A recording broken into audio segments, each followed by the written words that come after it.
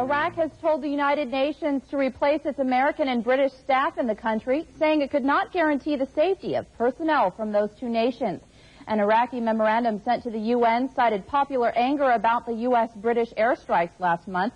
Since the bombing raids, Baghdad has refused to allow any further UN arms inspections of its weapons of mass destruction. Well, one of the key components of the recent airstrikes against Iraq was the 34th Fighter Squadron out of Hill Air Force Base in Utah. The F-16 squadron has been in and out of Southwest Asia since the Gulf War. Air Force Sergeant Don Jackson reports on their participation in Desert Fox. The fighter squadron contingent from Utah only arrived at Al Jaber Air Base in Kuwait a couple of weeks before strikes were ordered. But the desert is nothing new to the 34th.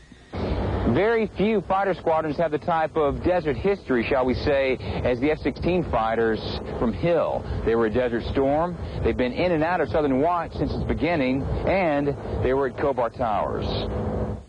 The Hill Air Force Base Fighter Squadron was at the towers in Daharan the night of June 25, 1996.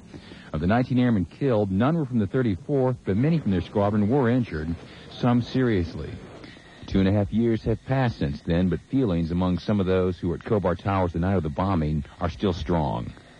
And I know what we all went through, the emotions we had, and losing 19 airmen. So when we started bombing here, it felt really good. I mean, I know it's not something you really want to, but it was necessary, and we followed forth, and I think we followed through really well. I wouldn't say it's vindication. It does give most of us, I guess closure is the right word. After all the years of training and preparation for striking Iraq, many members of the 34th Fighter Squadron say they're just happy to have had the strikes happen during their watch. The tension would be raised, and then he'd back down, and we wouldn't get to do anything, and it just seemed like a lot of wasted time, and this time it felt right. The Hill Fighter Squadron will continue to pull 45-day rotational desert duty as long as Operation Southern Watch is in existence. Tech Sergeant Don Jackson, Air Force News, Al Jaber Air Base, Kuwait. U.S. forces in the Middle East have drawn down since Desert Fox, and most of the military contingent deployed to Israel are home now. As specialist Chris Seaton reports, the redeployment couldn't have come at a better time. The leadership involved with troops deployed to Israel decided to take full advantage of the timely ending of Operation Desert Fox. They gave their soldiers, sailors, and airmen a chance to spend Christmas at home with their families. I think it means a lot. I mean, a lot of them will tell you that one of the biggest things is missing the holidays with their families and friends, and by getting them home for those holidays, I think it means a lot to them. There's a lot of people deployed in a lot of places around the world, and they'll tell you being at home for the holidays means the most. As soon as word got out to the troops that they were going home, a full-scale redeployment rush started. Just as quickly as they sprang into action when the operation began, these troops packed their gear and headed for home, and with plenty of motivation. I'm pretty happy we're redeploying back because of my wife and my kids and all my other launcher dogs, and everyone in the battery gets to go home with their kids and wives or girlfriends, and they get to spend Christmas with their and the New Year with loved ones.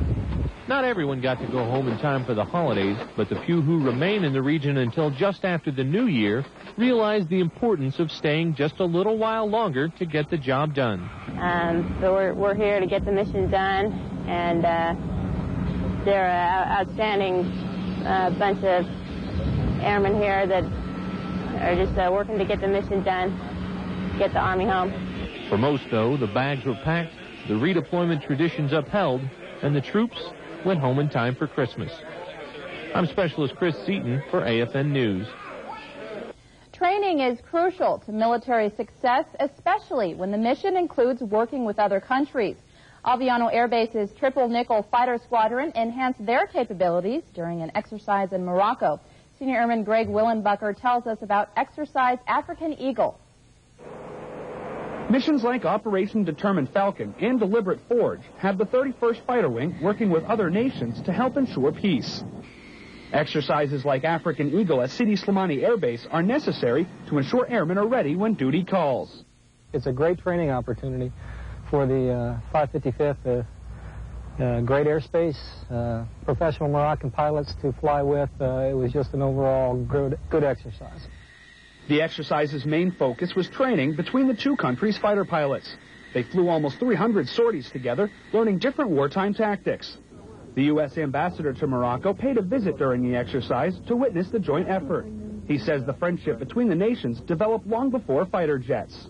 They have a long history with us. It goes back, actually, our history is 200 years old, the oldest history between two countries.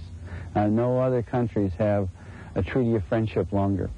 So there's a long history here. They know what to expect. They expect confidence. They expect friendship. They expect working closely together, learning from each other. The Nickel, it was Nickel standard. Great airplanes, great maintenance, great sorties, great training all the way around. Airmen from both countries gained the experience necessary to make combined peace efforts successful. Senior Airman Greg Willenbucker, Air Force News, Sidi Slimani Air Base, Morocco. Behind or actually underneath every flying mission, there's a group of controllers underground. Airman J.C. Spiva introduces us to an NCO from Spangdahlem Air Base in Germany who's been recognized as the best controller in U.S. Air Force's Europe for the second year in a row.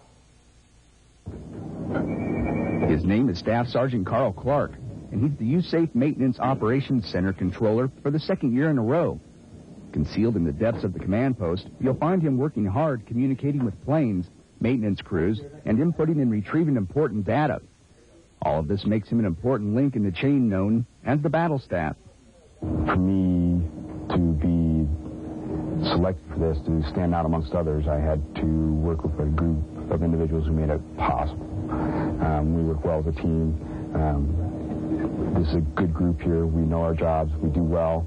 I've been to a lot of other places here in U-Safety, and I think what we do a little bit better than other places. I try to do my best as far as overall job knowledge, and skills, but the real reason I feel that I won this award is I'm perceived to be the best, and the only way I'd be the best is if I had with these group of individuals I work with. As Senior Mock Controller, he prides himself on being part of a flawless team, ready to take on any task at any time. Airman First Class J.C. Spiva, Air Force News, Spangdahlem Air Base, Germany.